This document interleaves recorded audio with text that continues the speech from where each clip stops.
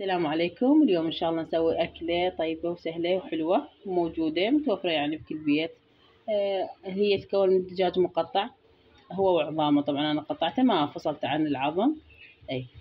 وتاخذين بصل تسوينه جوانح، وشعريه، كشمش، وكاري وملح وكركم وزيت ومي، يعني مي تقريبا قلاص، كلش يكفي كافي. المهم هسه نخلي الجدرية على النار، نخلي نحمس الدجاج ونخلي المكونات شي ورا شي. طبعا هسه ضفنا الزيت على الجدر ويا الدجاج، ونظل نحمس نقلب بيه من لما شوية يحمص، وبعدين نخلي البصل.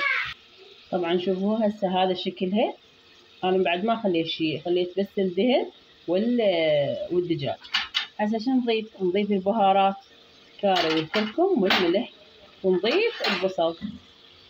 بصل مقطع، بصل عندك احمر اخضر ابيض ماكو اشكال، يعني كيفك. هسه نظل نحمس فيه نقلب على ما يصير لونه جوزي. طبعا وهسه نضيف مي تقريبا نص قلاص مي، كلش يكفي ان شاء الله. هسه بس ينشف نوب نخلي المكونات الباقيه. طبعا وانا جاي اكمل الحميسه حمست البصل والشعريه على صفحه، وهسه راح اضيف الكشمش، هم راح احمسنهم. بهالاثناء الدجاج ويا مي، فانا ايش راح اضيف؟ راح اضيف الشعريه والكشمش واخليه، اغطيه على النار، اخليه من نار لمن يستوي كلش الشعريه ويا الدجاج، لان الدجاج استوى بعد.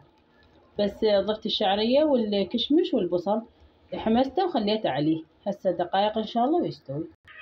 طبعا وهاي اكلتنا جهزت. انا طبعا سويت وياها تمن اصفر، وخليته جوا والحشو فوق.